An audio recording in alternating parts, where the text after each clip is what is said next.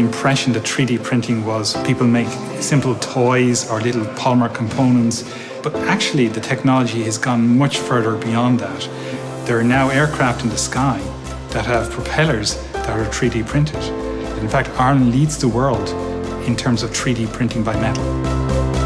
We're working with world leaders in terms of their technology, but we can assist them in areas such as introduction of digital technologies, Internet of Things, smart technologies to make their processes more efficient, to reduce waste and enhance sustainability, and above all, enhance profitability of those companies.